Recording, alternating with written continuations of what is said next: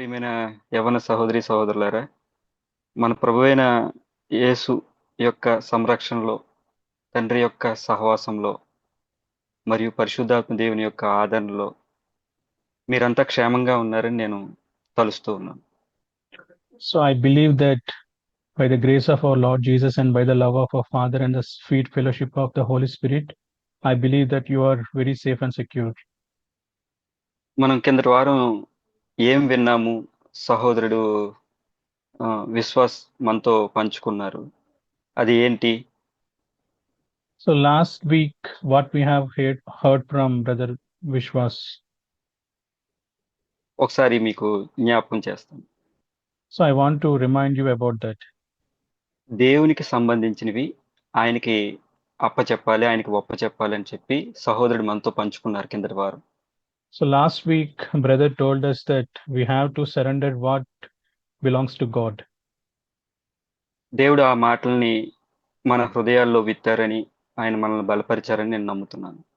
So I believe that God has sown that word and God has strengthened through that word. ఈ రోజు నేను చెప్పాలనుకున్న మాటలు ఏంటి అని అంటే, మన మాటలు మన వ్యక్తిత్వాన్ని అవి వ్యక్తపరుస్తాయి. So today I want to speak about how our words will define our character. దేవునికి అప్పచెప్పవలసిన విషయాల్లో మన మాటలు కూడా ఉన్నాయి. So these words are also part of the things which we have to surrender to God. మన మాటలు మన నోటి ద్వారా వస్తాయి. So and our words will come through our mouth. ఆ మాటలు నోటి ద్వారా రాకముందు అవి హృదయంలో బయలుదేరుతాయి. So before they spread forth from our mouth, they will come forth from our heart. కాబట్టి సాధ్యమైనంత సరళంగా, క్లుప్తంగా, స్పష్టంగా మీకు నేను 3 మాటలు చెప్పాలని అనుకుంటున్నాను. So as far as possible, I want to talk to you briefly, clearly about 3 points. మొట్టమొదటిది ఏంటంటే, మన హృదయాన్ని దేవునికి ఇవ్వటం. So firstly, we have to give our heart to God. మన మాటల్ని పరిశుద్ధాత్మని యొక్క అధీనంలో ఉంచటం. So we have to keep our words under the control of the Holy Spirit. మూడవది, మన నాథుడైన యేసు ప్రభు కొరకు మనం జీవించటం. So thirdly, we have to live for our Lord Jesus Christ. So వీటిని చూడటానికి ముందు మనం ఒక వాక్యం చదువుదాం. So before we go ahead, let us read one verse. మత్తయి సువార్త Matthew chapter 12, 12వ అధ్యాయము 36వ వచనము 37వ వచనము నేను చదువుతాను. మత్తయి సువార్త 12వ అధ్యాయము 36వ వచనము 37వ వచనము. నేను మీతో చెప్పున్నదేమనగా, మనుష్యులు పలుకు వ్యర్థమైన ప్రతి మాటను గూర్చియు విమర్శ దినమున లెక్క చెప్పవలసి ఉండును. నీ మాటలను బట్టి నీతిమంతుడవని తీర్పు నొందుదువు, నీ మాటలను బట్టియే అపరాధివని తీర్పు నొందుదువు. So Matthew chapter 12, 36 and 37. But I tell you that every careless word that people speak, they shall give an accounting for it in the day of judgment. For by your words you will be justified, and by your words you will be condemned. యేసు ప్రభు వారు ఈ మాటల్ని స్వయంగా చెప్పారు. So Jesus himself has told these words. వ్యర్థమైన మాటలు అంటే ఏంటి? So what does it mean, the careless words? ఏ మాటలైతే ఉపయోగం లేవు, ఏ మాటలైతే ఇతరులకు క్షేమాభివృద్ధి కలుగు చేయవు, ఏ మాటలైతే దేవుని హృదయాన్ని గాయపరిచి దేవుని హృదయానికి వ్యతిరేకంగా ఉంటాయో అవన్నీ వ్యర్థమైన మాటలు. So what are these careless words? The words which doesn't edify the people and which hurt God. These are what are called as careless words. తీర్పు దినమున అటువంటి వ్యర్థమైన ప్రతి మాట గురించి మనం లెక్క చెప్పాలి అని యేసు ప్రభువే చెప్పారు. So Jesus himself is telling us here that on the day of judgment, we have to give account for each and every of such careless word. కాబట్టి మన మాటల విషయంలో మనం ఎంతో జాగ్రత్తగా ఉండాలి. So we have to be very careful by the word on the words that we speak.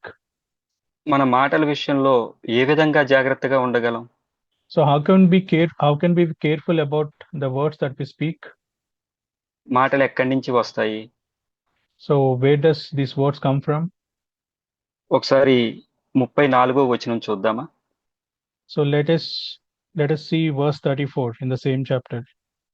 సర్ప సంతానమా, మీరు చెడ్డవారై ఉండి ఎలాగు మంచి మాటలు పలుకగలరు?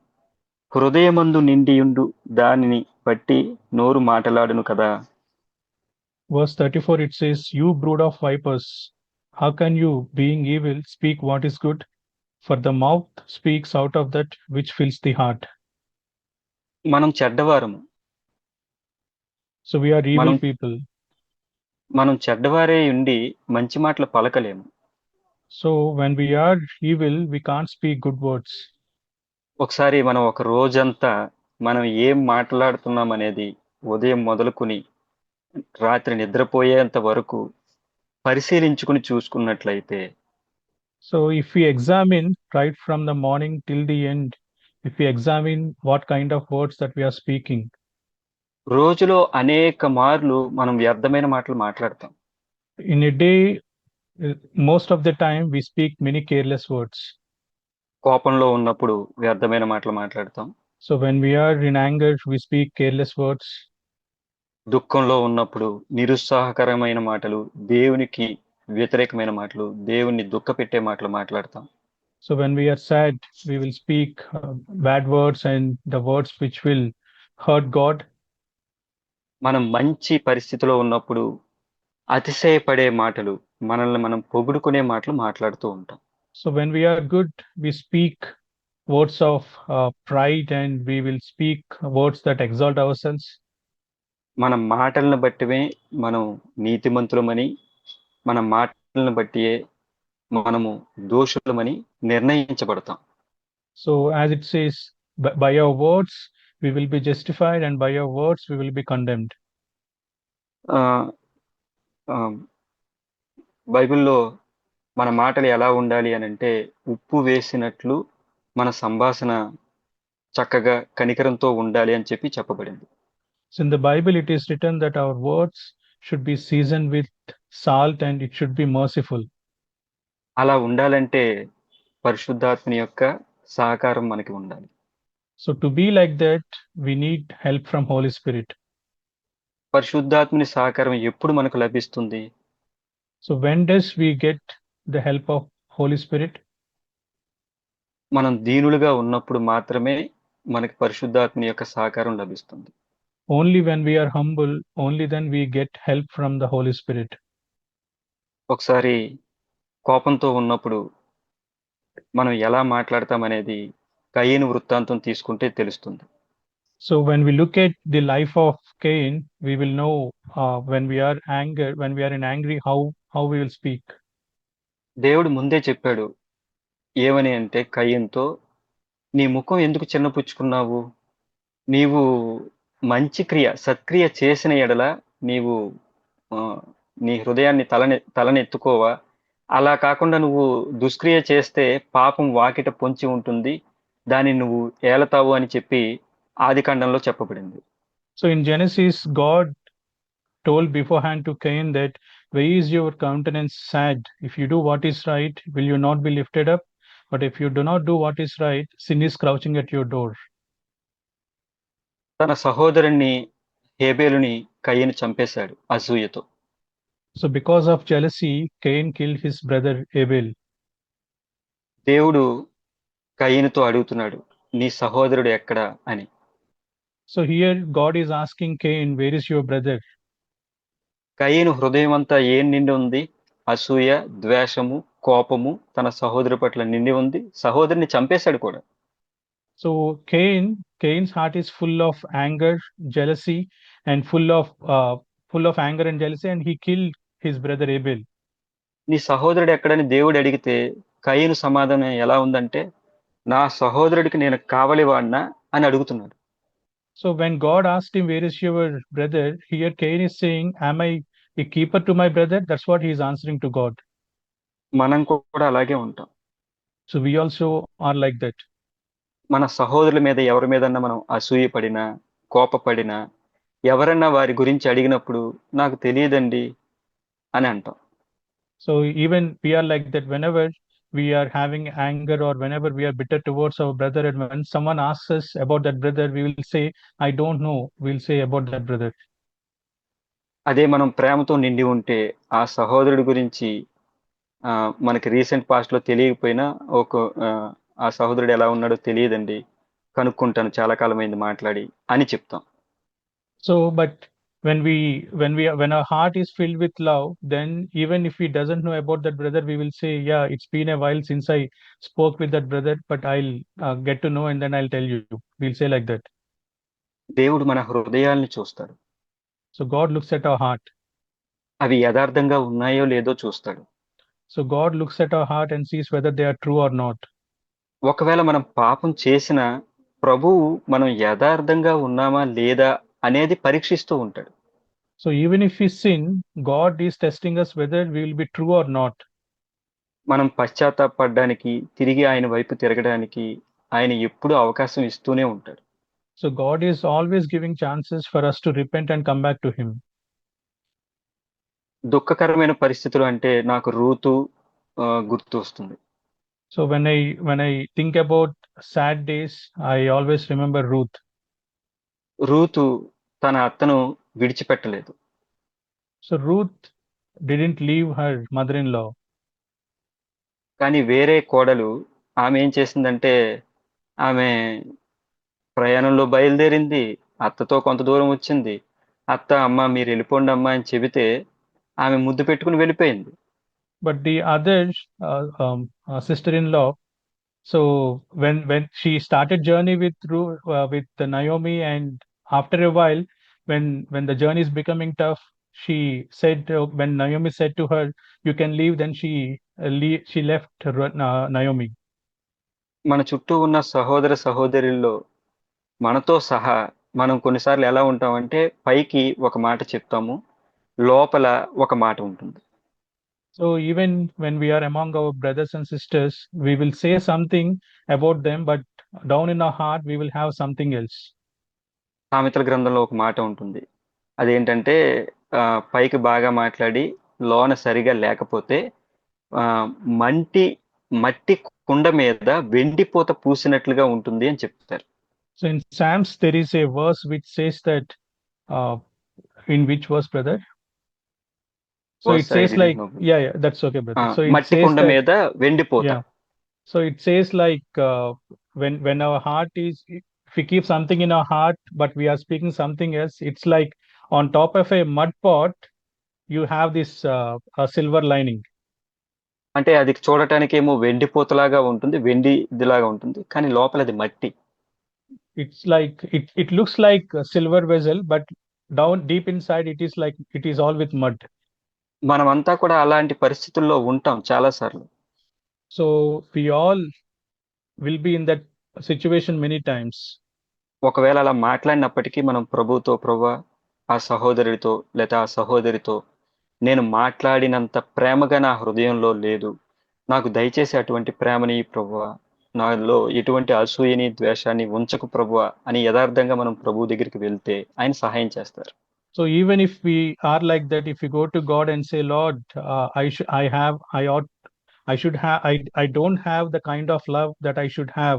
I'm speaking words, but I don't have such a love deep inside my heart. So please help me, Lord. If we go to God in such a way, God will surely help us. Ruth ఆ విధంగా నయోముతో తన దుఃఖ పరిస్థితిలో హత్తుకుని ఉంది. దేవునికి ఆమె ఒక ఆయన జననంలో ఒక మార్గంలో ఒక స్తంభంగా ఆమె నిలిచింది. So even Ruth, in the sad times, she was with Naomi, and she became an ancestor in the birthline of Jesus. కాబట్టి మనం కూడా దేవుని యొక్క చిత్తంలో, దేవుని ఉద్దేశాల్లో మనం కూడా భాగంగా దుఃఖమైన పరిస్థితులే కావచ్చు. మన సహోదరులు, సహోదరులు దుఃఖంలో ఉన్నప్పుడు కూడా మనం వాళ్ళతో హృదయంలో హత్తుకుని దేవునితో సహవాసంలో ఉంటాం. So even then, when our brothers are in sad times, we should be with them. We should hold on to them. In that way, we will be with God. ఇక చివరిగా ఒకసారి అతిశయపడే పరిస్థితులు చూద్దాం. So, and next we'll see the times of exaltation, boasting. ఓ ఆహ్, మొదటి సమూయేలు గ్రంథంలో నాబాలు అని ఒక వ్యక్తి ఉంటాడు. ఆయన భార్య పేరు అబీగయీలు. So in First Samuel, there is a person called as Nabal, and his wife is Abigail. అతను చాలా ధనవంతుడు. So he is a rich man. అతను దైవభక్తి కలిగిన ఆహ్, కుటుంబం నుంచే వచ్చాడు. He came from a godly background. కానీ పరిశుద్ధాత్మ దేవుడు అతని గురించి చెప్పేటప్పుడు అతను మొరటువాడని వాక్యంలో రాయబడి ఉంది. But when the Holy Spirit introduces himself, he said he is a hard man. బుద్ధి లేనివాడు అని చెప్పి వాక్యంలో రాయబడి ఉంది. In the word, it says that he is a foolish man. దావీదు అతనికి చాలా సహాయం చేస్తాడు. అతని సేవకులు ఎంతో సహాయం చేస్తారు. సహాయం చేసిన తర్వాత ఒకరోజు ఆయన దగ్గరికి వాళ్ళు గొర్రెలు బొచ్చు కత్తిరించే సమయంలో వెళ్ళి, నీ ఆనందాన్ని బట్టి, నీ సంతోషాన్ని బట్టి మాకేదన్నా మేలు చెయ్యి అని అడుగుతారు. So David and his servants helped this particular man a lot, and in the times of his happiness, they will go and, okay, as per your wish, do something good to us. కానీ అతను ఏం మాట్లాడతాడు అంటే వాళ్ళని తృణీకరిస్తాడు, వాళ్ళని అవమానిస్తాడు, వారిని పంపివేస్తాడు ఒట్టి చేతులతో. But this man, he despised them, he will humiliate them, and he will send them away with empty hands. జీవ మరణములు నాలుక వశము అని చెప్పి సామెతల గ్రంథంలో రాయబడి ఉంది. In Proverbs, it says that death and life belong to tongue. అతను అలా చేసిన దాన్ని బట్టి దావీదుకు చాలా కోపం వచ్చి వారందరినీ చంపివేయాలని, సంహరించాలని తలుస్తాడు. So because of his response, David got so angry and he wanted to kill everyone. అతను పార్టీ చేసుకుంటాడు, సంతోషంగా ఉంటాడు, త్రాగుతాడు, తింటాడు, హ్యాపీగా ఉంటాడు. So that man, he used to party and he drink and he eat and he's so happy. అతని భార్య అబీగయలు విషయం తెలుసుకుని త్వరపడి వెళ్ళి దావీదును క్షమాపణ అడిగి ఆయనకి బహుమతులను ఇచ్చి వారికి ఎటువంటి ప్రమాదం జరగకుండా ఆమె అందరినీ కాపాడుతుంది. But his wife Abigail, she knew what is going to happen, and she immediately go and meet David, and she seek his forgiveness, and she present some gifts to David, and that is how she reconciled with David. ఒక మాటతో మనం ఒక మనిషిని కట్టవచ్చు. So with a single word, we can build a man. ఒక కుటుంబాన్ని కట్టవచ్చు. We can build a family. సంఘాన్ని కూడా మనం కట్టవచ్చు. We can build a church as well. సహవాసాన్ని కూడా మనము పెంపొందింప చేయవచ్చు. So we can develop fellowship as well. యేసు ప్రభు విరిగిపోయిన వారిని, నలిగిపోయిన వారిని, పాపులు అని ముద్ర వేయబడిన వారిని ఆయన కడుతూ వచ్చారు. So Jesus also Jesus came to build those people who are broken, who are despised, and who are wounded. కానీ గర్విష్ఠులకు ఆయన వ్యతిరేకి. But he opposed the proud people. ఎవరైతే సరైన విధానంలో ఆయనకి విజ్ఞాపన చేస్తారో ఆయన ఎల్లప్పుడూ వారిని తృణీకరించకుండా వారిని చేర్చుకున్నాడు. నా యొద్దకు వచ్చిన వారిని నేను ఎన్నడూ త్రోసివేయనని చెప్పారు. But those people who come with the right attitude, he always welcomes them, as it says that though when we come with a burden, he surely receives us. కాబట్టి మనము సరైన విధానంలో మన హృదయాన్ని ఉంచుకోవడం అనేది చాలా ప్రాముఖ్యమైనది. So that's the reason it is so important for us to keep our heart in a right condition. ఉదాహరణలు చెప్పుకోవాలంటే అనేక ఉదాహరణలు ఉన్నాయి. అననీయ సప్పీరాలు వారు అబద్ధమాడినందువలన వారి ప్రాణాన్ని కోల్పోయారు. So if you look at examples, there are so many examples. If you take Ananias and Sapphira, just because they spoke a lie, they lost their lives. కాబట్టి మన మాటలు ఇతరులను ప్రోత్సాహపరిచేలాగా, ఇతరుల్ని బలపరిచేలాగా, సత్యాన్ని చెప్పేలాగా, వారికి సరైన మార్గాన్ని చూపేలాగా ఉండాలి. So even our words should be like to encourage them, to build them, and to show the right way to them. అలా ఉండాలి అని అంటే యేసు ప్రభువుతో మనం అతకబడి ఉండాలి. So to be like that, we have to be united with Jesus. యోహాను సువార్తలో యేసు ప్రభు చెప్తారు కదా, నేను ద్రాక్షవల్లిని, మీరు నాలో అతుకుబడి ఉంటే, నాలో ఉంటేనే మీరు ఫలిస్తారు, నాకు వేరే ఉండి మీరు ఏం చెయ్యలేరు అని చెప్తారు. So even in John 15, it says that Jesus says, I am a vine, I am the vine, and only if you abide in me, only then you will be fruitful. కాబట్టి ప్రియమైన యవ్వన సహోదరి సహోదరులారా, మీరు యేసు ప్రభునితో సహవాసంలో ఉండాలి అని నేను కోరుకుంటూ ఉన్నాను. So, dear brothers and sisters, I want to, this is my desire that you want to be, that you should be in fellowship with Jesus Christ. యాకోబు పత్రికలో మనం చదువుతాము, ఎవరైతే నోటిని అదుపులో పెట్టుకుంటారో వారు తమ సర్వ శరీరాన్ని అదుపులో పెట్టుకోగలరని మనం చూస్తాం. So, when we read in the book of James that those who control their tongue, they can control their entire body as well. ఎవరైతే నోటిని అదుపులో పెట్టుకోలేరో వారి క్రైస్తవ్యము వ్యర్థము, వారి భక్తి వ్యర్థమని చెప్తారు. So, in the same chapter, it says those people who doesn't control their tongue, it says their entire Christianity is worth zero. పేతురుని చూసినప్పుడు వారు విద్య లేని పామరులని గ్రహించి వారు యేసుతో కూడా ఉండిన వారు అని చెప్పి వాళ్ళు తెలుసుకుంటారు అని అపోస్తల కార్యాల్లో మనం చదువుతాం. In the book of Apostles, we read that Peter was uneducated, but they knew that he was with Jesus. మనం ప్రభువుతో ఉంటే మనం చదువులేని వారమైనా, బాగా చదువుకోలేని వారమైనా, ఎలాంటి వారమైనా సరే, మనం ప్రభువుతో ఉంటే మన వైఖరి వేరే ఉంటుంది, మన మాటలు వేరే ఉంటాయి, మన ప్రవర్తన వేరే ఉంటుంది. So even if we are not educated, even if we don't read well, but if we are with Jesus, our words will be different, our attitudes will be different. మన ప్రవర్తన ప్రభువుతో మాత్రమే మారుతుంది. So our character will change only when we are with Jesus. Our మన behavior. మన ప్రవర్తనే ఇతరులకు మనమేమిటో చెప్తూ ఉంటుంది. Only our behavior will tell others about what we are. మన ప్రవర్తనే ఇతరులతో మాట్లాడుతూ ఉంటుంది. Our behavior only will speak to others. మాటలు కొన్నిసార్లు మాత్రమే అవసరం అవుతాయి. So words are useful only at times. దేవుడు మనకు సహాయం చేస్తాడని, మనందరినీ అటువంటి జీవితాలకు తీసుకొస్తాడని నమ్ముతున్నాను. So I believe that God will help us and He will lead us to such a life.